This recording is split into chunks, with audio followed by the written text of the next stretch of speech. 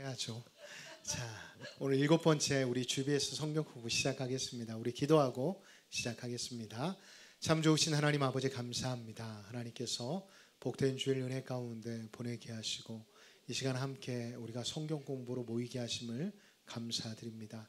주님께서 허락하여 주신 귀한 시간을 통해 우리가 더욱더 하나님을 알아가게 하시고 또한 이 시간들을 통해 우리가 더욱더 우리의 영과 또한 생각이 하나님의 말씀으로 살찌워질 수 있는 복된 시간이 되게 하여 주옵소서. 성령 하나님께서 우리와 함께하여 주실 줄 믿으며 예수님의 이름으로 기도합니다. 아멘. 자, 오늘은 우리가 교회론에 대해서 함께 살펴보겠습니다. 참 우리가 교회에 많은 이렇게 어떻게 보면 사상이라고 해야 하나요? 사상 가운데 가장 중요한 것 중에 하나가 뭐냐면 교회론입니다. 뭐 조직신학도 있고 뭐 성서 신학도 있지만 저는 이 교회론이 우리 성도들의 어떻게 보면 사고 가운데 제대로 박혀 있지 않는다고 한다면 교회는 아무리 성경을 많이 알아도 아무리 뭐 조직적으로 뭐 교회 신학적인 부분들을 많이 안다고 해도 교회는 그냥 이단에게 넘어갈 수밖에 없어요. 그래서 서신서에서도 살펴보면 사도 바울은 이 교회에 대해서 많이 언급하고 있음을 우리는 알 수가 있습니다. 자, 그렇다면 저는 먼저 한번 여러분들에게 질문을 한번 던져보고 싶어요. 그 질문이 무엇이냐면 첫 번째로 여러분 우리 세상의 교회의 변화는 어떻게 시작되어질까요? 세상의 변화에 우리는 어떻게 대처해야 하는지 한번 생각해 보셨으면 좋겠어요. 제가 왜 이 질문을 참 많이 하게 되냐면 저는 이제 그러니까 200명, 그러니까 300명 교회도 다녀봤고 그것도 이제 가장 지금은 뭐 핫하지가 않는데 제가 부목사 할 때만 해도 그 어디죠? 가로수길이 핫했잖아요. 그 동네 교회 300명 교회에서 사역을 했었고 또 뭐 수유동이라는 곳에서 한 1000명 교회에서 사역을 해봤고 또 대형교회라고 말하는 3000명 교회에서도 사역을 해봤어요. 그런데 제가 내린 결론은 제일 교회가 앞으로 어려운 교회가 뭐냐면 500명에서 1000명 되는 교회가 제일 어려워요. 이것도 아니고 저것도 아니거든요. 왜냐하면 1000명 교회는 뭘 할 수 있는 사람이 많을 것 같죠. 오히려 더 없어요. 300명은 가족적인 교회니까 어떻게든 해요. 교회가 굴러가요. 우리 교회도 마찬가지. 우리 교회도 100명밖에 안 되지만 서로 끊어질 수 없는 고리들이 있어서 어쩔 수 없이 하잖아요. 근데 500명만 넘어가면 서로가 서로를 잘 몰라요. 그러니까 교회가 오히려 그냥 예배만 드리고 가는 사람들이 생각보다 많아요. 근데 3000명 이상 교회는 그래도 교육자들이라도 많고 또 그래도 중직자들이 좀 웬만큼 되니까 전에 교회는 한번 안수집사 권사만 피택식을 하면 그때는 이제 제가 이제 주관을 했기 때문에 70명씩 해요. 그것도 2년에 한 번씩. 한 해는 장로하고 한 해는 권사 안수집사 하거든요.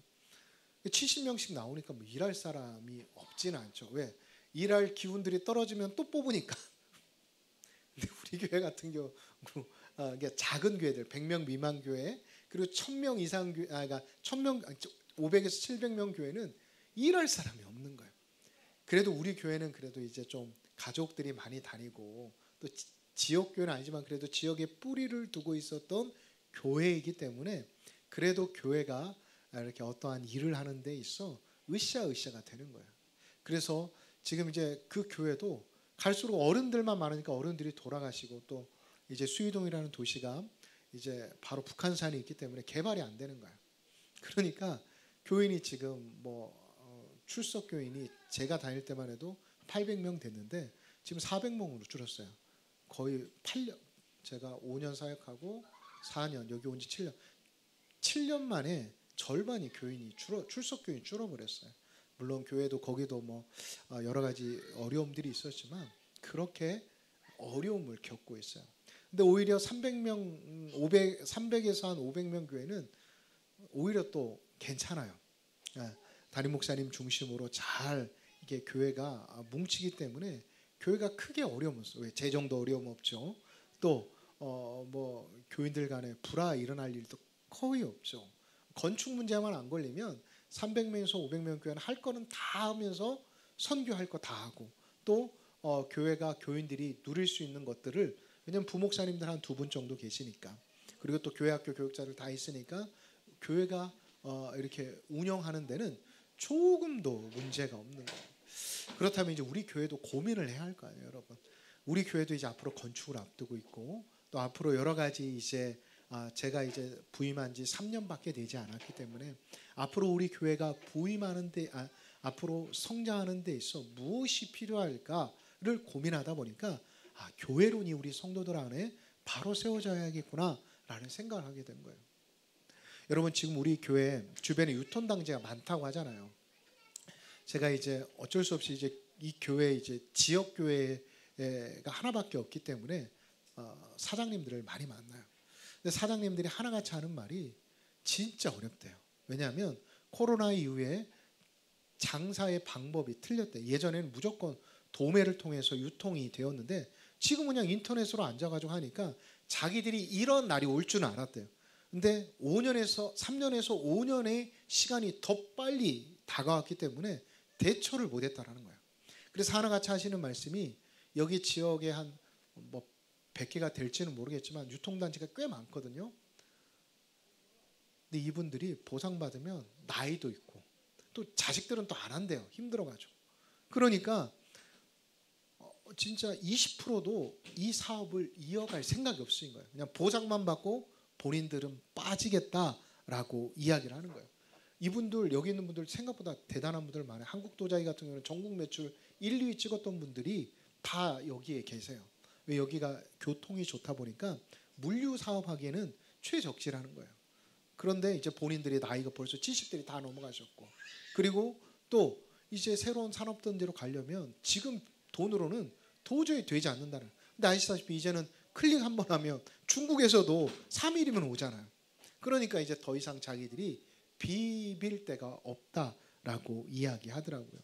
그래서 저는 이러한 문제가 교회 안에도 저는 닥쳐오지 않는다라는 그런 게 없다라고 생각해요. 그래서 저는 요즘 들어 계속 고민하는 게 뭐냐면 여러분 저도 뭐 진짜 거짓말 안 하고 11시 반 이전에 집에 들어간 적이 없어요. 왜? 계속 설교 쓰지 않으면 고민해야 하거든요. 어떻게든 교회가 부흥하고 또 하나님이 저를 이곳 가운데 보내신 목적에 맞게끔 교회를 세워가야 한다라고 한다면 고민하지 않으면 절대 안 되거든요. 그래서 저는 이 시간들을 2번에 걸쳐서 제가 교회론을 다룰 거예요. 그래서 여러분들에게 질문을 해드리고 싶어요. 우리 교회는 정말 시대를 잘 반영하고 있느냐라는 질문입니다.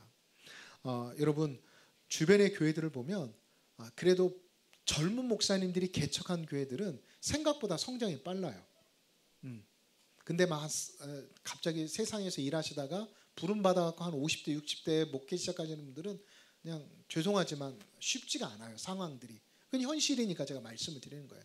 왜 그러냐면 이게 몸도 따라주시지 않으시고 이 세상이 바뀌는 만큼 목사님들의 생각이 빨리 바뀌지가 못하는 거예요. 그러다 보니까 아무리 목사님 말씀이 좋고 뭐가 되더라도 안 되는 거예요. 그 대표적인 예가 뭐냐면 제가 이제 전임 사역을 하려고 이제 하다가 제 마음 가운데 뭐 이게 큰 교회에서도 오퍼가 왔지만 개척교회를 한번 해보자. 근데 막 완전 생짜 개척교회는 아니고 또 전임 사역자를 쓸 수 있을 만한 교회를 찾아보니까 분당 예수소망교회 곽선희 목사님 아들이 하는 교회에서 동탄에다 개척을 해줬어요. 그래가지고 이제 소망교회에서도 이제 오래 목회를 하시고 동탄 예수소망교회에서도 목회를 오래 하시던 이제 50대 중반 목사님이 이제 교회 지원을 받아서 동탄에다 개척을 하셨어요. 교회 시설도 소망교회 목사 출신 목사님이라는지 얼마나 잘해놨는지 몰라요. 시설이. 그러니까 상가 교회일 뿐이지 교회 시설이 너무 잘 돼요. 또 소망교회 스타일로 하시니까 말씀도 좋아요. 그런데 부흥이 안 되는 거예요. 왜? 소망교회에서 지원해 주죠. 또 교인들 한 4, 50명 모이니까 예산이 한 1억 한 8, 9천 하니까 목사님이 그냥 욕심이 없으신 거야. 욕심이 없으신 것도 있고 또 뭐 이렇게 이 몸이 안 따라주시는 것 같아. 그러니까 겨우 전도된 사람을 보면 제가 그때 이제 저라도 좀 전도를 해야겠다라고 생각해서 교회 학교를 보니까 교회 학교가 너무 전임 전사니까 100명 미만이 할 것도 없어요. 그래서 교회 학교를 부흥시키자 해서 어떻게 할까 하다가 타켓을 저는 5학년하고 6학년을 잡았어요. 그러면 1년 안에 아내들이 중등부를 만들 수 있겠다. 중등부도 없었으니까 목사님 아들 딱 하나 있었어요. 그래가지고 열심히 그냥 저는 교회 가면 무조건 점심시간하고 또 저녁에 갔어요. 처음에는 학교도 못 들어가게 하더라고요. 요즘은 보안관이 있어서. 그래서 어떻게 했냐면 그냥 계속 얼굴 비춰주니까 저 교회 전도사님이구나를 부모들이 알더라고요. 그러니까 자연스럽게 운동장에 가서 운동하면서 애들을 친하게 됐어요. 그러니까 1년 반 하고 나니까 6학년 아이들만 35명이 모였어요. 생각보다 쉽더라고요. 저는 그냥 피자 사주고 아이스크림 사주고 엄마들에게 얼굴 알려줬어요. 그러니까 엄마들이 믿고 저 전도사님은 괜찮은 것 같다 라고 그냥 보내주더라고요. 그러니까 제가 2년 만에 중고등부를 40명 만들었고 아동부를 이제 좀 줄어들었죠. 아동부는 한 40명 모이다가 이제 한 25명이 30명이 모이게 되더라고요. 그러니까 이제 부모들이 애들이 나오니까 걱정이 되는 거야. 요즘 이상한 교회들이 많으니까. 그러면서 전도가 되기 시작하더라고요. 그러니까 가장 중요한 게 뭐냐면 작은 교회는 작은 교회에 맞게, 또한 중형 교회는 중형 교회에 맞게, 대형 교회는 대형 교회에 맞는 전략이 필요해요. 그 전략이 그냥 세상적인 전략으로는 100% 실패하더라고요. 여러분 대형 교회라고 해서 뭐 세상이 하는 거 다 따라한다고 되는 것 같죠? 절대 아니에요. 저는 대형 교회를 경험하면서 대형 교회가 대형 교회 될 수밖에 없는 이유를 발견했어요. 뭔지 아세요? 철저히 성경적인 고증 없이는 담임 목사님들이 뭐 제가 있었던 교회는 하지를 않으세요. 모든 게 성경 공부 위에서 전도도 하시고 훈련이 안 되면 절대 전도도 안 시키세요. 그래서 저도 이제 GBS를 시작한 이유도 그건 거예요. 우리가 먼저 훈련을 받고 항존 직분자들도 좀 세우고 단지 목사가 친하고 목사한테 잘하니까 세우는 게 아니라 정말 이들이 훈련받고 또 이들 또한 1대1로 제자 훈련을 시킬 수 있는 역량을 만드는 것. 그래야지 담임 목사가 없더라도 교회가 움직일 수 있기 때문이라고 저는 생각했습니다. 그래서 그 바탕이 뭐가 되어야 하냐면 교회론이 되어야 하는 거예요. 그래서 교회론을 여러분들과 함께 살펴보려고 합니다. 여러분 우리 조선이 왜 망했을까요? 역사를 잘 아시는 분들은 뭐 요즘 유튜브로도 잘 나오잖아요. 왜 500년의 역사를 가진 세계 나라들이 별로 없어요. 몽골도 그렇고 여러분 헬라의 그 그리스도 로마도 그렇고 500년을 간 나라가 없어요. 세계 역사 가운데. 근데 어떻게 조선이 500년이나 됐는데 망했을까요? 한번 생각해 보세요. 아시는 분? 응? 물론 학자마다 다 다르겠죠. 다르지만 첫 번째로는 대원군의 부패예요. 그리고 민비의 좀 이렇게 잘못된 외교 정책이고, 그리고 백성들의 무지함이 가장 크답니다. 배우지를 못해요. 그러니까 관료들이 쉽게 백성들을 속일 수 있었고 백성들을 자신들의 생각대로 끌어갈 수 있었던 것입니다. 그러다 보니 관료들이 부패해버리니까 개혁이라는 걸 할 수가 없었던 거예요. 같은 시기에 일본을 한번 생각해 볼까요? 일본은 외부 세계에 대해서 민감하게 반응했습니다. 명치유신으로 적절하게 대처하였고 세계 속에서 일본이라는 나라가 자신들이 갖고 있는 가장 장점, 우리나라는 반도이지만 반도의 장점을 못했지만 여러분 섬나라가 뭐가 있겠어요? 지금이야 태풍이나 뭐 지진을 예측할 수 있겠지만 그 당시에 예측을 어떻게 해요? 그때 기록이 없을 뿐이 더 많은 지진이 있었고 더 많은 해일의 피해가 있었을 거예요. 그런데도 불구하고 일본은 조선이 멸망할 때 천지차이였어요. 왜냐하면 여러분 잘 아셔야 할 게 일본이 우리나라를 침략했던 때가 임진왜란이잖아요. 임진왜란 때만 해도 우리나라가 국력이 그때 조금 낮아졌을 뿐이지 우리나라하고 일본하고 문화뿐만 아니라 경제적 차이가 월등히 차이 났어요. 왜? 우리나라는 중국이라는 거대한 나라가 있었기 때문에 무역도 많이 했고 또한 생각보다 서양과도 거래를 많이 했답니다. 그런데 일본은 그런 게 잘 안 됐어요. 더 폐쇄적인 나라가 되었기 때문에 그래서 그냥 단지 그들은 자기들 안에 있는 이제 힘을 밖으로 분출해야 더 이상 전쟁이 안 나니까 그냥 우리나라를 쳐들어 온 거라고 이야기를 하더라고요. 근데 이 일본은 이제 임진왜란을 거치고 명치유신을 거치면서 깨닫게 된 거죠. 아, 무력을 하지 않으면, 자신들이 개방을 하지 않으면 절대 나라가 존치할 수 없겠구나라고 생각을 해서 네덜란드하고 문호 개방을 하고, 그리고 미국과 문호 개방을 하면서 무기와 또한 군사 그리고 경제의 밑바탕을 그들이 받아들이게 되어서 지금의 일본이 될 수 있는 기틀이 되었다고 합니다. 자, 여러분, 제가 그럼 다시 한번 질문해 볼게요. 조선과 일본만을 비교해 보더라도 변화가 된 곳과 변화가 되지 않은 곳은 분명히 차이가 있었어요. 그렇다면 교회는 어떠해야 할까요? 교회도 변화해야 할까요? 변하지 말아야 할까요? 변화해야 돼요.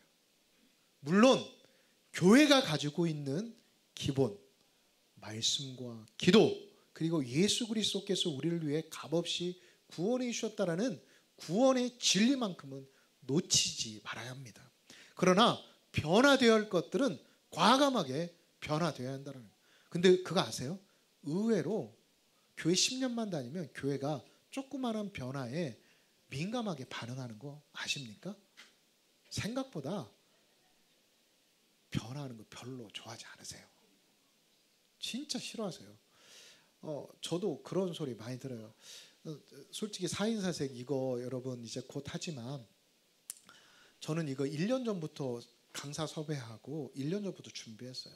물론 저도 알죠. 비용 많이 들어가고 우리 교회에서 빚도 많은데 이런 걸 하냐, 빚이나 갚아라. 목사님 와가지고 뭐 큰 교회에서 목회하다가 보니까 그런 거만 하시는 거 아니냐라는 말 저라고 두렵지 않겠어요? 그런 소리. 그런데 저는 느끼는 게 뭐냐면 헌금은 하나님의 영광을 위해서 쓰여져야 하는 게 맞습니다. 그런데 그 하나님의 영광이 무엇일까요? 저는 성도의 기쁨이라고 생각하거든요. 빚 가운데 언제까지 우리가 돈 쓰다가 아무것도 못한 채 또 건축해 보세요. 누가 저한테도 그래요. 저는 지금부터 말하고 다니는 거예요. 왜? 말해야 이 사람들이 이제 길들여져 가지고 말을 안 하거든요. 저는 진짜 보상 받으면요, 누가 뭐라고 해도 우리 중고등부 아이들 청년들 데리고 유럽 가든지 미국 갈 거예요. 뭐 저는 못 가더라도 우리 교육자들 보내서 애들이 봐야 깨져요, 여러분. 근데 우리가 뭐 나중에 한다고요? 그럼 저 은퇴해야 돼요, 여러분. 말이 그렇죠. 요즘 세상에 10억, 20억 어떻게 갚아요? 교회는 빚 가운데 걸어가는 거예요, 그냥. 걸어가지만 그럼에도 불구하고 우리가 믿음 안에서 하나님이 하나님의 일들을 감당하면 놀랍게 하나님이 채워주세요. 저는 진짜 우리 권사님 보더라도 권사님 제가 봐도 잘 사는 것 같지는 않거든요. 근데 1년에 선교 한두 번씩 가요. 그 생각보다 쉽지 않아요. 또 일이 또 보험이잖아. 근데도 그렇게 가는 거 보면 하나님이 권사님, 제가 간증하라면 저분도 엄청 많이 하죠. 안 그래요? 권사님 힘으로 가요 그거? 왜? 다음 편에 제가 오늘도 그랬어요. 다음 주에 권사님 또 가신다며? 그랬더니 자기 미치겠네요. 자기 너무 권사님 없는 자리가 이제 너무 힘드신 거야. 한 주도 아니고 2주나 이번에 가셔야 하니까. 그래서 쉽지 않은데도 진짜 하나님은 하나님의 마음에 하나님의 뜻에 구하면 되는 거예요. 여러분 베드로전서 5장 9절 보여요. 하나님의 뜻에 합한 기도를 하나님이 채워주신다. 하나님이 돌보신다라고 말씀을 하고 있어요. 그래서 저는 교회는 변화되어져야 할 때 확실히 변화되어져야 한다고 생각해요. 자, 그렇다면 제가 사진을 하나 보여드릴 텐데 여러분 혹시 데몬 헌터스라는 영화에 대해서 하도 뉴스에서 많이 떠드니까 아실 거예요. 들어보셨죠? 안 들어보셨다면 여러분 문화에 그만큼 여러분들이 문외 안으로 살아가고 계시는 거예요. 들어보셔야 돼요. 네. 뉴스를 보셔야 돼요. 뉴스를 여러분. 이 영화가 한국 사람이 감독이 만들었어요. 내용은 별거 아니에요. 그냥 3명의 여자 만화 가수가 지구를 구하기 위해서 그냥 좀 말도 안 되는 이야기인데 이걸 원래 누가 만들었냐면 영화사에서 만든 게 아니라 넷플릭스에서 만들었어요. 넷플릭스 영화예요. 그래서 넷플릭스가 근데 희한하게 이 영화만큼은 극장에서 상영을 했어요. 왜 그랬는지 아세요? 두 가지가 이유가 있어요. 첫 번째로는 뭐냐면 뭘 것 같아요? 여러분 한번 생각해 보세요. 왜 넷플릭스가 돈을 들여서 자기들이 처음에 극장에서 먼저 방영을 했거든요. 얘네들이 넷플릭스에서. 근데 극장에서 방영하려면 극장 소유주들이 생각을 해보세요. 본 사람들이 누가 또 본다라고 생각해요. 그러니까 자기들이 아마 돈을 줘서 극장을 열었을 거예요. 근데 어느 순간 1,700관이 상영관이 됐대요. 그리고 주말에만 뭐 그건 최고로 많이 나온 숫자이겠지만 이틀 만에 1,800만 불을 벌었다 합니다. 우리나라 돈 200억을 버는 거예요. 이틀 만에. 그렇게 이슈가 된 이유가 무엇이었을까요? 첫 번째로는 관객들인데 관객들이 집에서 넷플릭스로 보면 이 영화에서 나오는 노래들이 있는데 노래들이 영화관에서 떼창을 불렀답니다. 그러니까 집에서는 느낄 수 없는 그런 거잖아요. 근데 영화관에 갑자기 콘서트장이 된 거야. 자기가 아는 노래들을 불러가면서 노래하니까 사람들이 너무나 좋아하는 거예요. 그리고 넷플릭스가 영화관에서 상영한 이유는 영화관의 관객 수가 줄어드는 것은 넷플릭스와 같은 이런 OTT 산업이 발전해서가 아니라 지루함, 영화들이 지루했다라는 것을 지들이 스스로 증명해낸 거예요. 이해가 되세요? 그러니까 이제 영화관의 관계자들이 어떠한 생각을 하게 되었냐면 영화관은 보는 곳이 아니라 이제는 경험하는 곳으로 바뀌어져야 한다는 인식이 생기게 된 거예요. 이 영화 하나만으로. 그러잖아요. 여러분 요즘 액션 아니면 멜로 보러 영화관 가는 사람 거의 뭐 연애하는 사람 빼고는 멜로 보러 가세요 영화관?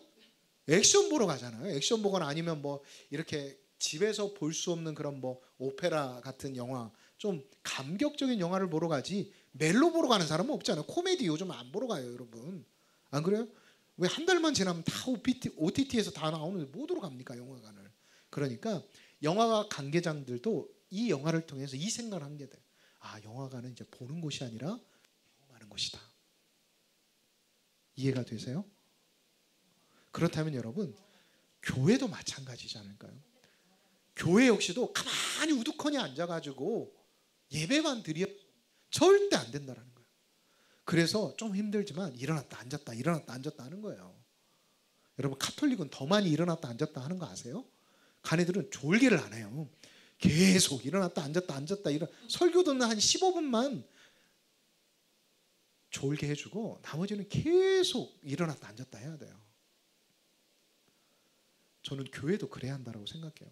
많은 분들이 저한테 그래요. 이제 목사님 이제 3년 되셨으니까 목사님 맞게 예배도 좀 바꾸시고 주보도 폼도 바꾸시라고. 여러분 저는 예배가 문제가 된다라고 생각하지 않아요. 예배에 참석한 여러분들의 마음과 생각이 중요한 거지. 여러분 솔직히 저도 300명 있는 교회, 1000명이 있는 교회, 3000명이 있는 교회에서 사회도 보고 말씀도 전해보잖아요. 근데 확실히 사람들이 많이 모여 있으면 설교자도 업이 되고요. 자신도 모르는 은혜가 넘쳐요. 성도들도 마찬가지더라고요. 300명 있는 교회 성도들 보면 항상 그냥 반은 졸고 그냥 패배감에 사로잡혀 있어요. 왜? 일하는 사람들도 너무 지쳐가지고 다 그냥 힘들어한 거예요. 뭐 1000명 교회도 마찬가지. 근데 3000명 교회는 확실히 다르긴 다르더라고요. 예배 분위기부터 장엄해요. 막 오케스트라 있죠. 그리고 또 막 오르간도 막 몇 억짜리 오르간이 막 지하 5층인데도 거기가 예배당이 3천 몇 석이에요. 근데도 오르간이 비싸니까 막 꽝꽝 소리가 나잖아요. 사운드 좋죠. 또 뭐 말씀 좋죠. 또 예배에 또 많이 모여 있으니까 사람 구경하는 것만으로도 질리지가 않는 거예요. 사람들이. 이해가 되세요? 그래서 저는 교회 역시도 변화가 돼요. 그래서 저는 지금 기도하고 있는 것 중에 하나가 이사 간다라고 사람들이 돈 쓰는 거 못하게 해요. 근데 제가 이성윤 장로님한테 그랬어요. 장로님 저는 그렇게 생각합니다. 지금이 중요하지 내일 장로님 어떻게 될 줄 알고 저 어떻게 될 줄 어떻게 하냐고. 저는 돈 들어간다라고 누가 뭐라고 바꿀 건 바꿀 겁니다. 제가 젊어서 그러는 게 아니라 제가 경험해 보니까 그래요. 장로님 큰 교회가 잘 되는 이유가 뭐냐면 돈 써야 할 때 과감하게 써요. 근데 그렇게 하면 성도들이 은혜가 되니까 헌금을 하더라고요. 그래서 저는 교회가 뭐 언제 무너질지 모르지만 지금 우리 교회가 저는 하고 싶은 것 중에 하나가 이제 음향은 그래도 좀 안 좋지만 그래도 버틸 수 있을 건 버티겠지만 예배에 좀 찬양에 좀 집중할 수 있도록 조명이 또 너무 눈부시대요. 어떤 분들은 좀 밝게 하려고 좀 밝게 했더니 그래서 조명만 조금 다시 한번 좀 손을 봐서 좀 찬양할 때만이라도 암전하고 우리가 좀 같이 찬양에 좀 집중할 수 있는 그런 시간들을 가지면 어떨까 생각하고 있어요. 그리고 난방도 우리가 겨울엔 너무 춥고 여름에 또 덥잖아요. 그러니까 제가 예산은 작년에 다 받아놨어요. 그래서 에어컨하고 난방기도 30평짜리 들여놓을 거예요. 또 욕하겠죠. 아니 내후년이면 털릴 텐데. 여러분 지금 예배 시간에 추워가지고 집중 안 되는 것보다 우리가 300만 원 400만 원 드는 거 저는 아깝지 않다고 생각해요. 왜 사람들이 내일 일어나지 않을 일에 대해서 걱정하면서 지금 주실 은혜에 대해서는 기대하지 않는지 모르겠어요. 저는 무엇보다도 여러분들만큼이라도 또한 앞으로 온라인으로 이 수업을 들으시는 분들이라도 교회가 변화되어져야만 살 수 있다는 것을 이렇게 직시하셨으면 좋겠습니다. 자, 그렇다면 저는 우리 교회의 사명을 제가 한번 이 시간들을 통해서 여러분들과 함께 나누어 보았으면 좋겠어요. 자, 교회가 사명이 없다라고 하면 어떻게 될까요? 저는 요나와 같이 딴 길로 가다가 결국 바다에 빠져버리지 않을까 저는 생각이 되었습니다. 그럼 요나가 사명 받았는데도 지 사명 싫다고 현실로 보면 불가능하거든요. 여러분 목회 현장도 마찬가지라고 생각해요. 솔직히 저도 돌아보면 참 이렇게 그죠? 저는 습진이 다 생겼어요. 우리 와이프도 없는 습진이 제가 있어요. 진짜 전 양손이 다 습진 걸려가지고 맨날 비 오면 뭐 하수구 뚫어야죠. 청소해야죠. 그러니까 저도 어떻게 보면 시간이 정말 하루가 어떻게 가는지 모르게 갑니다. 그럼에도 불구하고 저는 하나님께서 저를 이곳 가운데 보내신 사명이 분명히 있다고 생각하기 때문에 여러분들과 함께하는 거예요. 저보고 그래요. 아유 목사님 좀 쉬면서 하시라고. 여러분 세상에서도 쉬면 도태될 수밖에 없어요. 물론 제 몸은 제가 관리를 해야겠죠. 그러나 여러분들이 그런 걱정하실 시간에 기도해 주시면 됩니다. 예배 잘 드려주시고요. 뭐 자녀 핑계대고 일 핑계대지 마시고 예배만 여러분들이 잘 지켜주시면 목회자는 은혜를 그냥 받는 것 같아요. 이해가 되십니까? 자, 그렇다면 우리 광남교회 제가 가지고 있는 사명은 무엇일까요? 저는 무엇보다도 예배에 목숨을 건 목회자, 예배에 목숨을 건 성도들이 가득한 교회가 되었으면 좋겠습니다. 왜냐하면 신앙의 심장은 예배이기 때문입니다. 여러분 부흥하는 교회들을 보면 계속해서 예배를 갱신하는 교회예요. 여러분 제가 사랑의 교회 그 서초동에 있을 때 물론 새로 건축한 교회도 가봤지만 저는 그 교회를 들어갈 때마다 참 은혜가 됐어요. 교회 자체가 카타콤처럼 지어놔가지고 정말 들어갈 때부터가 은혜가 돼요. 그리고 향기가 너무 좋아요. 막 거기는 꽃들뿐만 아니라 인공 이런 향들을 잘 해놔서 지하에 들어가도 습하지가 않고 참 은혜가 돼요. 또 너무 크지도 않고 옛날 성전은 딱 한 2-3천 명 들어가는 그 자리, 2천 명 정도 들어가는 자리인데 참 들어가면 아늑하다라는 느낌이 들어요. 그리고 또 그때 이제 오카노 목사님의 심하실 때인데 그때 가면 얼마나 그냥 벌써 들어갈 때부터 은혜를 받으니까 목사님 말씀은 그냥 은혜가 되더라고요. 근데 새로 지어진 사랑의 교회도 가봤거든요. 가서 성경 공부도 해봤지만 예배당은 되게 좋아요. 막 미술관 같이 생기고 커피숍, 뭐 식당, 뭐 에스컬레이터도 있어요 교회에.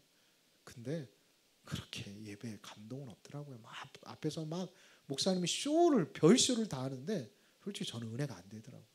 이상하게. 왜 그럴까요? 바로 목회자와 성도들이 예배에 목숨을 걸었기 때문이라고 저는 생각이 되어집니다. 물론 그 중에서 은혜 받은 사람들도 있겠죠. 새로운 성전에도. 저는 그렇게 구성전에 비해서 은혜를 받지 못했습니다. 예배학 교수님이신 로버트 웨버 교수는 얼마 전까지만 해도 교인들은 좋은 설교를 찾아다녔는데 지금은 어디에 감동이 있고 예배의 은혜가 있는지에 집중해서 교회를 선택한대요. 그래서 여러분 제가 새가족부를 그렇게 챙긴다, 신경을 쓰는 이유가 뭐냐면 여러분 새가족부의 얼굴이 그 교회를 이렇게 그 교회 성도들을 올 수 있는 가장 중요한 통로이기 때문이에요. 그래서 전에 이제 큰 교회에 있을 때는 예산이 가장 많은 부서 중에 하나가 새가족부였어요. 새가족부는 거의 1년에 예산이 3, 4천만 원이었어요. 그래서 새가족부는 이렇게 새가족 뭐 선물도 사야 하고 뭐도 해야 하지만 새가족들이 교회에 와서 정착, 그리고 이들이 또 이렇게 각 구역 또 이렇게 선교에 갈 수 있고 또한 6개월 동안 교회에서 정착을 어떻게 하는지까지 쭉 지켜봐요. 그래서 거기는 전산화로 다 되어 있어서 새로운 이 사람이 지금 어떠한 과정 가운데 있구나라는 것을 담당 목회자가 바로 알 수가 있어요. 그래서 각 교구 목사님들과 연결해주고 각 선교회 회장들하고 다 연결을 해줘요. 그래서 이 세 가족이 들어오면 거의 빠져나가는 경우가 없어요. 뭐 교구 목사 완전 노는 사람 아니면, 그러다 보니까 아무리 큰 교회에 노인들이 많아서 금방 돌아가시더라도 새 가족들이 금방금방 채워질 수 있는 이유가 여기에 있더라고요. 그러니까 여러분들 우리 교회 제가 막 새 가족부 또 관심 가지니까 사람들이 너무 목사님은 또 새 가족부에만 신경 쓰신다고 하는데 절대 오해하지 마세요, 여러분. 저도 보고 익힌 게 있기 때문에 또 배운 대로 할 수밖에 없잖아요. 그래서 저는 교회 학교하고 새 가족부 또 다른 데도 신경을 쓸 수 있지만 다른 데는 또 예배부나 그런 분들은 지금 뭐 성가대 찬양대 잘하고 계시기 때문에 저는 우리 교회 좀 약한 부분들 교회 학교와 새 가족에 좀 신경을 쓰고 있다라고 생각하시면 될 것 같습니다. 자, 그렇다면 우리가 이어서 보면 광남교회 두 번째 사명은 저는 선교라고 생각이 되어집니다. 저는 우리 교회가 선교적 교회가 되었으면 좋겠습니다. 우리 교회가 세워진 역사 아시지요? 여러분 우리 교회는 첫 번째로 선교 100주년 기념교회로 세워졌습니다. 우리 교회는 서남 내 동남시찰 교회들이 마음을 모아 우리 원로 목사님을 파송하여서 이 교회를 세웠습니다. 그리고 지금 이 성전 역시도 많은 교회들과 목사님 또 어떤 한 남자 집사님, 우리 교회 은퇴 장로님의 아버님이시죠. 그분의 후원과 기도를 통해 세워진 교회입니다. 그렇다면 우리 교회도 이제 나누고 베푸는 교회 모습을 가져야 하지 않을까요? 이를 위해 금년보다 내년에 더 많은 교회와 선교사들을 섬기려고 합니다.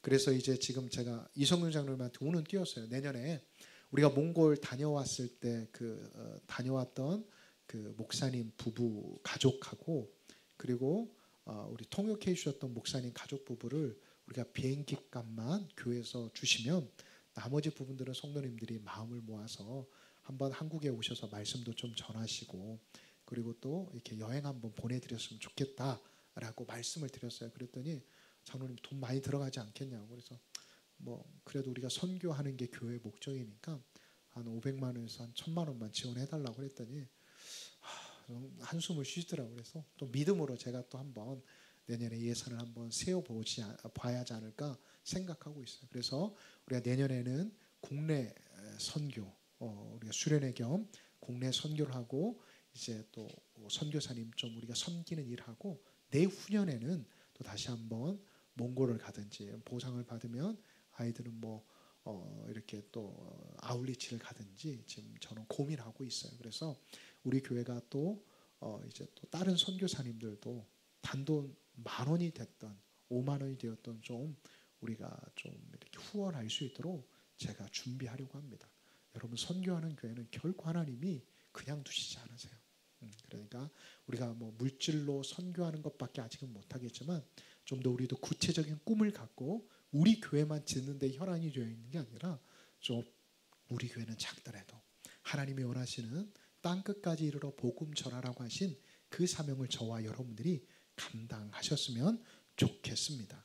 자, 세 번째로는 여러분 사람을 세우는데 제가 좀 앞장서려고 합니다.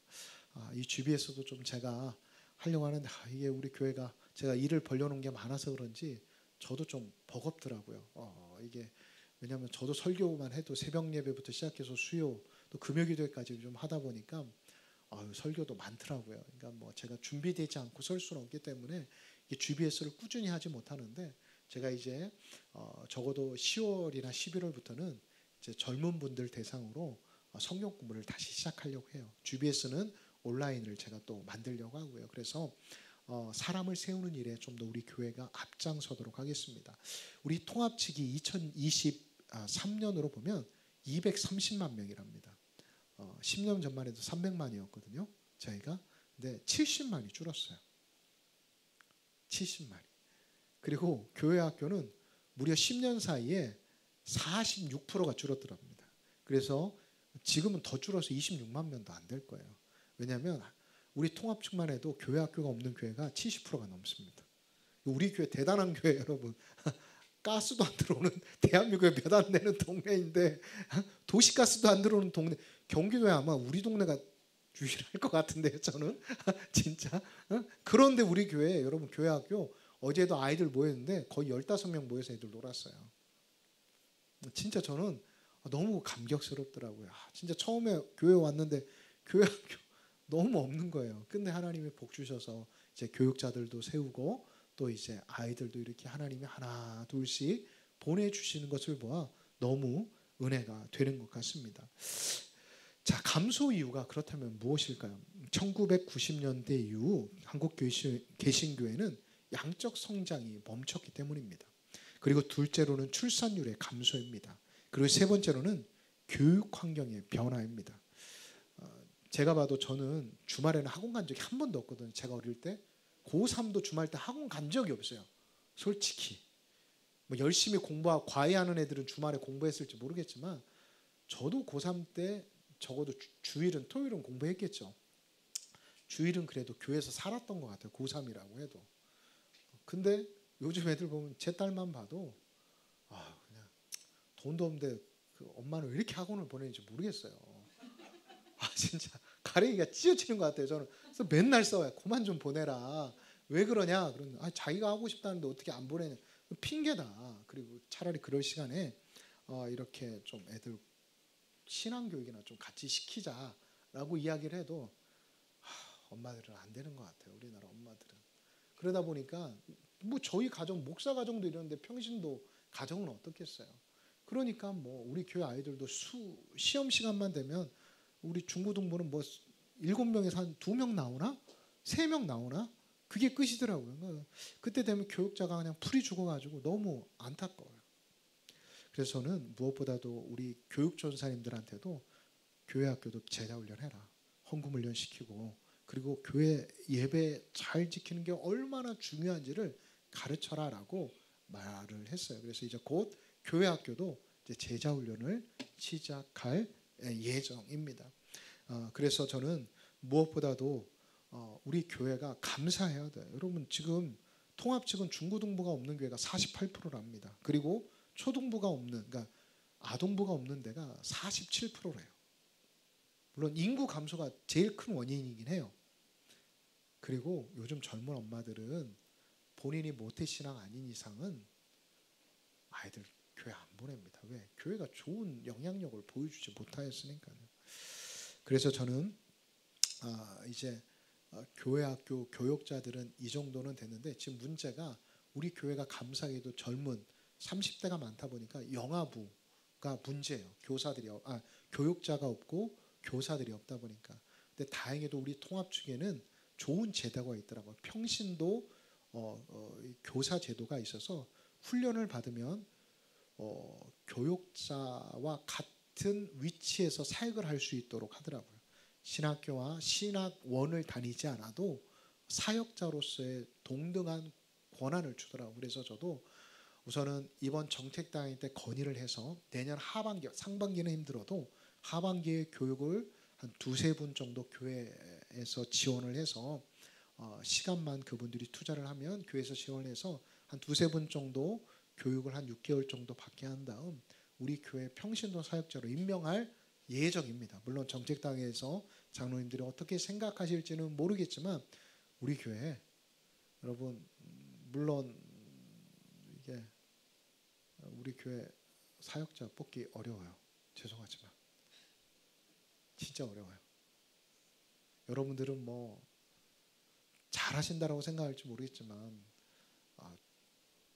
참 그렇죠. 이게 막상 함께 일하면 참 힘들 때가 많아요. 이게 열심히 잘하는 사람들은 대우가 좋은데 가죠. 그럼 제가 신대원 2006년도에 들어갔는데 그때만 해도 이렇게 장로의 신학교가 260명인가 40명 뽑는데 1,300명 시험 봤어요. 근데 작년에 몇 명인 줄 아세요? 200 몇 명 뽑는데 300 얼마밖에 안 돼요. 심각한 거예요. 20년 사이에 거의 지금 이제 2배수도 안 돼, 시험 보는 아이들이. 그 이유가 딱 한 가지예요. 너무 힘들고 일한 만큼 대우를 못 받거든요. 뭐 저는 그래도 최저임금은 될 거예요. 우리 옥한빈 전사님 최저임금 안 될걸요? 누가 하겠어요? 그래서 요즘 많은 신대원을 졸업한 사람들은 그냥 교육전사하고 평일에는 라이딩이 안 돼요. 실제 저도 들었어요. 자기 잡을 갖고 있는 거예요. 왜? 제가 봐도 솔직히 힘들 것 같아요. 솔직히 뭐 제가 만약에 옥한빈 전사님 결혼했다면 200만 원 가지고 어떻게 살아요? 뭐 저도 마찬가지. 저도 300만 원 받아가지고 어떻게 애들 학원 보내고 어떻게 11조 내고 어떻게 또 뭐 해요? 어렵죠. 현실이 이래요. 현실이. 그러면 봐보세요. 요즘 옥한빈 전사가 35, 6이니까 적어도 직장에서 대리잖아요. 대리면 중소기업도 못해도 3,500원 받아요. 3,500에 400, 4,000 받는다고요. 제 나이 또래는 지금 벌써 부장 과장이니까 7,000에서 8,000원 받을 거고요. 그러니까 일반 신대원을 다니고 목회에 대한 이렇게 꿈을 가진 분들도 현실 앞에서 애들 분유값도 안 나와요. 솔직히 기저귀 값도 안 나오고. 그러다 보니까 우리 교회도 이런 평신도 사역자를 세우는데 좀 더 힘을 쓰고 또한 있는 교육자들이 오래 사역할 수 있도록 이제 그런 복지들을 좀 우리 교회도 신경을 써야 돼요. 그러니까 성도님들도 목사들 우리 교회 진짜 제가 보면 옥한미 전사님 좀 미안할 정도예요. 어제도 보면 화장실 청소하고 또 애들 있으니까 뭐 저랑 거의 비슷하게 들었어요. 거의 한 2시에 들어가더라고 애들이랑 놀다가. 그리고 또 오늘도 와가지고 7시면 출근하고. 우리 교회나 그렇게 하지 다른 교회는 그렇게 안 해요, 여러분. 그러니까 그런 열심히 하는 분들이 있다라고 한다면 우리가 잘 키워가지고 좋은 담임 목사 자리나 아니면 우리 교회가 나중에 후에 복 주시면 이렇게 자립할 수 있도록 교회 개척도 해주면 얼마나 좋을까요? 그러니까 여러분들이 그런 생각들을 많이 가지셨으면 좋겠어요. 그래서 여러분 저는 좋은 교회 짓고 싶은 생각 있죠. 그런데 그게 제 욕심이라면 저는 과감히 내려놓을 겁니다. 우리 교회가 선교하는 그리고 또한 사람을 키우는데 저는 100%제 사례비가 안 받더라도 저는 거기에 올인할 겁니다.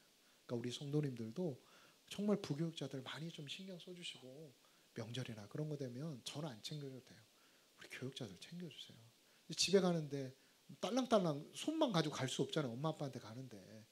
저는 진짜 부교육자 때 진짜 감사했던 게 진짜 잘 이렇게 했던 것 같아요. 뭐 교회에서는 돈 안 주거든요. 뭐 겨우 해봐야 떡값 부목사들이 얼마 주겠어요. 30만 원 주고 그거 들고 가요. 교회 집에. 그러면 양가집 네 부모님인데 10만 원도 안 되는 거예요, 여러분. 그럼 뭐예요? 그냥 교회에서 성도님들이 주신 그런 거 가지고 그냥 내가 산 것처럼 드리는 거죠. 그러니까 여러분들 정말 그게 복인 것 같아요. 그래서 사람을 세우는데 먼저 교육자들 그리고 다음 세대를 세우는데 여러분들이 적어도 수업을 들으신 분들이 앞장서 주셨으면 좋겠습니다. 그리고 이제 이어서 저는 교제라고 이거는 제가 했고 자 친교라고 생각이 되어집니다. 저는 우리 교회 주일 점심이 참 기대가 되는 사람 중에 한 사람입니다. 왜요? 맛있거든요. 솔직히 아침 굶고 저녁도 저도 주일에는 거의 새벽 2시에 들어가니까 배고파요. 아침에 일어나면 밥도 안 차려주고 그냥 잠만 자고 계시니까 오늘 계시도 않은데 참 배고파요. 그래서 이게 진짜 빵이라도 있으면 집에 빵이라도 먹고 나오는데 그렇지 못할 때는 진짜 설교 한 번 하고 나면 기진맥진하거든요. 그러니까 점심시간에 저는 너무 좋아요. 그래서 또 맛있게 해주시잖아요. 그래서 그거 먹고 이제 또 저녁도 그냥 이제 같이 사시는 분이 귀찮으면 나가서 먹자면 그 진짜 싫거든요. 막 피곤해서 집에서 좀 자야 하는데 또 저는 새벽 예배 준비해야 하잖아요. 그러면 또 늦게까지 교회에 있어야 하는데 나가서 먹고 오면 왔다 갔다만 1시간, 우리는 나가면 기본이 30분이잖아요. 그럼 뭐 저는 가만히 있나요? 운전하고 또 나갔다 와야잖아요. 근데 요즘은 진짜 운전하기가 싫더라고요. 운전하는 게. 그래서 요즘은 그냥 옥한미 전사님 보고 운전하라고. 운전 잘 못하시는데 운전하는 게 너무 싫은 거예요. 피곤하니까. 그래서 제가 왜 쓸데없는 이야기를 하냐면 저는 이 친교, 점심 먹는 게 참 중요하다고 생각해요. 우리 교회의 특징 중 이게 특성화를 시킬 수 있는 것 중에 하나가 저는 점심이라고 생각해요. 우리 교회만이 가질 수 있는 점심과 카페를 잘 이렇게 활용해 보면 어떨까요? 여러분 카페 처음에는 저한테 누가 막 뭐라고 하더라. 아니, 뭐 이렇게 목사님 돈 들여갖고 또 허물어지는데 돈 쓰시냐고. 저는 그랬어요. 저는 우리 교회가 할 수 있는 게 친교밖에 없어요, 여러분. 오후 예배 드리자고 몇 분 저한테 그러더라고. 몇 분 딱 3분 오후 예배 드리자고. 제가 이야기를 했어요. 대놓고. 아니 권사님이랑 말하면 아니 성도님 한번 툭 까고 말해봅시다. 우리 교회가 오후 예배를 드리면 몇 명 드릴 것 같으세요? 말을 못 하시더라고요. 제가 말씀드릴게요. 저는 단독직으로 20명도 안 드릴 것 같습니다. 왜? 오전에도 오전에도 설교 들었는데 오후에도 뻔한 사람한테 뻔한 설교 듣겠냐고. 뭐 그러면 누가 전도사들이 합니까? 교육전사님들 설교 여러분들 잘하시지만 쉽지가 않다고. 왜? 둘 다 잡하고 있잖아요. 자기 일을 갖고 있는 사람들이에요. 가정 있는 사람들이고. 근데 그 사람들이 언제 설교를 준비해가지고 언제 그거 하겠냐고요. 그러면 또 오로지 저한테 부담이 오는데 제가 은혜가 안 되는 설교를 해가지고 뭐 하겠습니까? 저는 주일날에만 집중하겠습니다. 그리고 여러분 예배라는 게 습관이 되는 게 정말 저는 제일 두려워하는 것 중에 하나라고. 그냥 습관적으로 예배 드리기 시작하면 예배는 될지 몰라요. 그런데 은혜가 되지 않고 습관이 되면 볼멘 소리가 여기저기서 나오기 시작합니다. 뭐 이건 어쩌고 저건 저쩌고. 그리고 권사님 우리 수요 예배도 지금 반주자 없어서 힘들어가지고 특송도 못했는데 주일엔 누가 반주해요? 그래도 뭐 찬양팀은 있어야 할 거 아닙니까? 그러면 찬양팀에서는 또 연습해야 하는데 그러면 자기들은 주일 연습하고 오후 찬양 예배 연습 어떻게 하냐고. 우리 교회가 어느 정도 시스템이 되고 뭐가 되면 저도 오후 예배를 하겠다고. 그런데 저는 그렇게 형식적으로 드리는 예배는 드리고 싶지 않다고. 차라리 그럴 시간이 있으면 대예배에 집중하시라고. 은혜가 안 되는 말씀이 되더라도 그게 은혜이다라고 생각하시면 그렇게 하시라고. 그래서 제가 매달 첫째 주에는 교육전사님들도 세우려고 했는데 그것도 부담스러워 하시는 분들이 계시더라고요. 담임 목사님이 해야지 뭐. 그런 게 어디 있어요, 여러분. 그러니까 아직은 우리 원로 목사님이 다 하셨기 때문에 저도 그건 좀 조심스러워서 제가 하고 있는 것 뿐이지 저도 때가 되면 우리 교육전사님 설교 듣게 해드릴게요. 그러니까 여러분 저도 그냥 하는 거 아니에요. 저보다도 여러분들이 우리 교회를 이제는 더 안다라고 저는 말하고 싶지 않아요. 제가 그만큼 교회에 더 오래 있고 더 고민하고. 그러면 저만큼 고민하는 사람이 있겠어요? 물론 원로 목사님 고민하겠죠. 근데 저만큼 고민할까요? 저는 고민 안 할 거라고 생각해요. 그럼 제 머릿속을 전 까보면 저는 우리 집은 별로 신경 1%도 없어요. 솔직히 애들 교육을 어떻게 하는지. 저는 그냥 학원비만 결제해 주는 사람이지 저는 우리 집에서 뭐 하는 게 없어요. 저는 오로지 99%는 다 우리 교회에. 저는 휴가 가서도 계속 교회 일만 하고 있었어요, 여러분. 뭐 주일을 안 쉬는데 교육자가 뭘 쉽니까? 설교 준비해. 수요일 되면 화요일 되면 이제 원고 다 써가지고 주워 넘겨줘야죠. 또 목요일부터는 설교 계속 책 읽고 저도 성경 보고 설교 준비해야죠. 또 전화 신방 안 합니까? 주일날 안 나온 사람 저 전화 신방 월요일날 거의 전화 신방하다 저는 월요일날 다 가거든요. 저 노는 거 아니에요, 여러분. 여러분 그러기 때문에 제가 쓸데없는 말 하는 게 아니라 우리 교회가 교제를 위해서 예배가 중요한 게 아니라 무엇보다도 카페에서 차 한잔 하시면서 그냥 끼리끼리 앉아 선교회 또 목장끼리만 앉는 게 아니라 내가 먼저 찾아가서 먼저 인사하고 차 한잔 대접하는 거. 솔직히 카페도 운영하시는 분들의 입장에서는 손해예요. 지금 솔직히. 요즘 나가서 음료수 한번 드셔보셨죠? 카페 가면 분위기 좋은 데는 기본이 아메리카노 6,000원이에요. 근데 우리 2,000원만 받잖아요. 원두도 제가 최고로 좋은 거를 쓰라고 했어요. 그리고 요즘 뭐 여러분 뭐 아이스티랑 그런 거 이분들이 다 개발해서 하시는 거거든요. 솔직히 원재료 값도 안 나온다고 저한테 그래요. 솔직히 교회는 마찬가지죠. 전기세 내야죠. 뭐 이렇게 해야죠. 그러다 보면 안 남는다는 거예요. 그래도 1년만 더 참아달라고.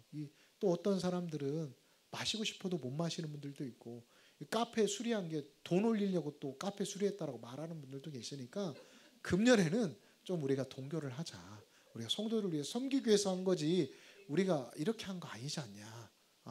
그렇게 말씀을 드렸더니 또 힘들지만 수긍을 하시더라고요. 사랑하는 성도 여러분, 교회가 저는 예배를 많이 드리는 게 중요한 게 아니라고 생각을 해요. 대형 교회 오후 예배 드리고, 요즘 한국 웬만한 대형 교회도 오후 예배 안 드립니다. 오래된 교회는 드려요. 왜? 워낙 사람들이 많으니까, 말하는 사람들이 많으니까 어쩔 수 없이 해요. 그런데 그럼 우리가 목숨을 걸어야 할 때 걸고, 그렇지 않을 때는 조금 풀어주는 거죠. 우리 교회가 지역교회가 아니잖아. 일주일에 한 번 오는 사람들이 대부분인데 이 사람 보고 또 예배 드리라고 해요. 다 도망가 버리죠. 이제 밥도 안 먹을걸요, 여러분? 예배 드리라고 하면 또 특송시켜봐. 이만큼 나와가지고 보는 사람이 다 웃길 거예요, 여러분. 왜? 예배 출석시켜야 또 특송시켜야 하거든. 그러면 안 그럴 것 같아요, 여러분? 도망나요. 그러면 더 교회 분위기 안 좋아져요. 여러분, 저는 몇 번이고 시뮬레이션 그래요. 여러분들, 저는 예배 안 고민해 뵀겠어요? 고민했죠. 근데 너무 머리가 아픈 거야. 이게 안 하느니 못 하겠구나. 몇 사람이 이야기를 들어주자고 이야기를 들어주기 시작하면 정말 목회자가 그냥 진짜 무덤으로 갈 수밖에 없겠더라고요. 그래서 이 부분은 여러분 친교를 위해서 여러분들이 이해해 주셨으면 좋겠습니다. 자, 그 다음에 우리가 한번 시간이 좀 많이 갔는데 제가 개혁에 대한 이야기를 한 가지만 더 이야기하고 말하겠습니다. 여러분, 항존주 분자를 세우는 데 있어 교회들이 많이 좀 홍역을 겪는 경우들이 참 많아요. 우리 교회는 아닌 것 같아요. 아직은 제가 장로님 한 분밖에 안 뽑았는데 뭐 서로 안 하겠다라고 하니까 참 우리 교회는 좀 특별하더라고요. 그죠? 여러분, 대형 교회들은 로비예요. 로비에. 목사들도 목사들한테 로비한다니까요. 왜? 목사들이 거기는 이제 교구 담임이거든요. 1,000명을 이제 관리를 하기 때문에 표심이 장난. 한 번 말하면 200~300표가 움직이니까 솔직히 구역장만 권찰 빼고 구역장만 제가 했던 게 60명이었으니까 그 표만 해도 어디예요. 또 그것만 하는 게 아니라 또 위원회들 맞잖아요. 저 같은 경우는 총무위원회 맞죠. 또 예배위원회니까 예배위원회는 뭐 세례뿐만 아니라 예배 전반적인 찬양팀과 다 하니까 그 표가 얼마나 많아요. 그러니까 엄청나요. 서로 장로하려고요. 서로. 근데 우리 교회는 안 하겠다라고 하니까 좀 제가 좀 이상하더라고요. 그래서 이게 그런데 어느 교회든 홍역을 앓기 마련입니다. 그런데 여러분, 저는 무엇보다도 우리가 장로 교단이 어떠한 교단인지 바로 알아야 할 것 같아요. 장로 교단은 교회 대표들을 뽑아 교회 행정에 참여시키는 곳이 장로 교단입니다. 여기서 프리베테리언이라는 것은 장로를 의미하는 게 아닙니다. 정확히 말하면 여러분, 목사와 장로가 함께 모여 있는 노회를 말하는 게 장로 교단의 정확한 이름입니다. 영어로 장로가 엘더이잖아요. 그래서 많은 분들이 저는 뭐 예를 들면 최 씨면 최 장로입니다라고 이야기를 하잖아요. 근데 여러분, 영어에는 그런 단어가 그 어디에도 없어요. 나는 최 장로입니다. I am an elder라고 말하지 않아요. 그런 문법도 없고요. 그렇다면 뭐라고 미국에선 이야기하냐면 저는 금년에 당회에 들어간 사람입니다라고 이야기를 한다라고 하더라고요. 우리가 속한 장로교단은 칼빈과 존 낙스 목사님이 세워놓은 장로 제도의 기틀을 만들었고, 그들의 영향을 받은 스코틀랜드, 아일랜드 장로교회가 미국으로 넘어가 첫 안수 장로가 세워지게 되었다고 합니다. 그리고 그 제도가 한국으로 넘어온 것입니다. 미국에서는 이런 장로 제도가 여러 번 개혁되었는데 한국 교회는 한 번도 변화를 거치지 못하였습니다. 교회에 대해서 우리가 알아야 할 것은 교회는 민주적이지 민주주의가 아닙니다. 다시 말해 다수결의 원칙이 아닌 이 원칙이 하나님의 뜻을 대변할 수 없기 때문입니다. 교인은 항상 회개하고 거듭나야 할 사람이지 하나님을 대신하여 주권을 행사하는 사람이 아니라는 거예요. 이해가 되셨습니까? 목사도 마찬가지예요. 그렇기 때문에 장로라는 제도를 두어서 견제가 아니라 함께 협력할 수 있도록 한 것입니다. 이해가 되십니까? 그러하기에 교회 공동체는 늘 새롭게 개혁하는 자세로 기도하고 하나님의 뜻을 분별해 나가도록 힘을 써야 합니다. 그래서 기름 부은 우리 장로님들, 권사님들, 안수 집사님들은 위임받은 담임 목사와 함께 목회가 아닌 교회의 행정을 협력하는 분들이라는 것을 잊지 마시기 바랍니다. 그래서 제가 아직은 우리 교회는 제가 당회에다 우리도 여자 장로가 있어야 하지 않겠습니까? 라고 이야기했더니 아직은 우리 교회는 좀 쉽지 않다라고 이야기를 하더라고요. 예전 교회도 마찬가지. 여자의 적은 여자더라고요. 무섭더라고요. 아닐 것 같죠? 여자들을 안 뽑아요. 진짜더라고요. 센 게 아니라 이상하게 자기가 안 되면 남도 못 되게 죄송하지만 이상하게 너가 된다고? 웃기지 마라 하면서 안 뽑더라고요. 그러니까 여자들이 아무리 올라가도 장로들이 안 돼요. 근데 이제 우리 교회도 때가 되면 어느 순간에 이제 여자들도 장로로 이제 세워져야 하지 않을까 생각이 되어집니다. 여러분, 우리 교회는 아주 좋은 전통이 있잖아요. 아생 교회사, 아사 교회생. 내가 죽어야 뭐가 산다고요? 교회가 살고, 내가 살면 교회가 어떻게 된다고요? 죽는 거예요. 우리 교회가 정말 이 시대에 하나님께서 주신 사명을 계속해서 갱신해야 합니다. 갱신하는 건 맞아요. 변화되어져야 돼요. 그러나 본질은 변화되어서는 안 돼요. 그런다고 여러분, 제가 주일 오후 예배를 안 드리는 것이 주일 대예배를 없애고 그러는 거 아니잖아요. 그죠? 수요기도회도 여러분 나중에는 어떻게 될지 몰라요. 그게 뭐 원래 있었던 예배도 아니에요. 우리나라가 농촌 사회이기 때문에 저녁에 할 일이 없으니까 이건 사실이에요. 할 일이 없으니까 수요일 날 모인 거예요. 또 목사님들이 그래도 이게 일주일에 한 번 교회 오는 건 힘드니까 중간에 날을 한번 잡아서 우리가 신앙을 점검하자 해서 수요 기도를 저녁 예배를 드린 거지. 세계 교회사에 수요 예배가 있는 나라가 있어요? 없어요. 그러니까 저는 수요 기도회를 보면 모이질 않아요. 물론 그래서 이제 금요 기도회를 할까 했는데 금요 기도회는 아직은 우리가 지역 교회가 아니니까 또 불금을 보내고 싶어서 그런지 쉽지가 않더라고요. 그래서 저도 고민을 하고 있어요. 언젠가 되면 좀 같이 모여서 오래 좀 기도하고 아이들 프로그램, 아이들 교육자를 통해서 은혜 받을 수 있는, 그래서 요즘은 이렇게 활동할 수 있는 프로그램들이 교회들이 많아요. 그래서 좀 규모가 있는 교회들은 이제 체육관 같은 데서 아이들 프로그램 돌리고, 또 어른들은 열심히 기도하고, 그러니까 아이들이 또 끝나고 보잖아요. 엄마 아빠들이 기도하는 모습. 그러면서 아이들이 신앙 교육이 되더라고요. 그래서 저도 이제 새롭게 교회를 건축하게 되면 그러한 사역들을 한번 해보려고 노력하고 있습니다. 그래서 저는 무엇보다도 우리 교회가 단지 담임 목사가 별나다라고 생각하지 마시고, 여러분 저도 고민 많이 해요. 저도 뭐 아메바가 아닌데 단순하게 생각하고 단순하게 목회하지 않잖아요. 저는 벌써 내년 4인사제 강사들 다 잡아놨습니다. 여러분 목회는 뭐 한 달 놓고 하는 거 아니에요. 우리 교육자들한테는 항상 하는 말이 2달 전 거 미리 준비해라. 매주 급급해서 하지 말고 2달 전 거 준비하지 않겠느냐. 저는 그렇게 항상 권면하거든요. 그럼 목회자가 뭐 한 달 거 앞에 놓고 준비하면 어떻게 성도들을 견인하겠습니까? 저는 1년 거 벌써 준비하고 있어요. 그러니까 여러분들 믿고 함께 동역자로 서주심으로 인해서 우리 교회가 말씀과 기도와 또한 건강한 교회론의 바탕 위에 교회가 든든히 서갈 수 있도록 협력해 주셨으면 좋겠습니다. 예, 여기까지 마치도록 하겠습니다. 자, 우리가 기도 같이 좀 할까요? 여러분, 우리 교회를 위해서 기도해 주십시오. 하반기 사역이 은혜 가운데 잘 진행될 수 있도록 기도해 주시고, 무엇보다 우리 교육자들 지치지 않고 주신 사명과 주신 뜻들을 하나님의 교회 가운데 잘 풀어갈 수 있는 하나님의 리더들이 되게 해달라고 우리 합심하여 좀 기도한 다음 제가 기도하고 마치겠습니다.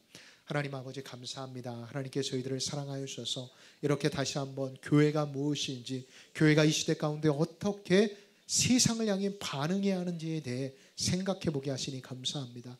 적어도 이 수업을 듣는 오프라인과 온라인으로 듣는 우리 모든 성도님들이, 우리 항존 집훈자들이 깨어 하나님의 말씀 가운데 거하게 하시고 주신 은혜와 사랑 안에서 하나님께 영광을 올려드릴 수 있는 믿음의 사람들이 되어줄 수 있도록 주님 인도하여 주옵소서. 하나님, 앞으로 온라인과 오프라인으로 총 6번에 걸쳐서 함께 교제할 텐데 지혜 주시고 또한 함께 동참하는 마음들을 허락하여 주셔서 주신 마음과 주신 은혜 안에서 귀한 사역들을 잘 감당할 수 있도록 주님 인도하여 주옵소서.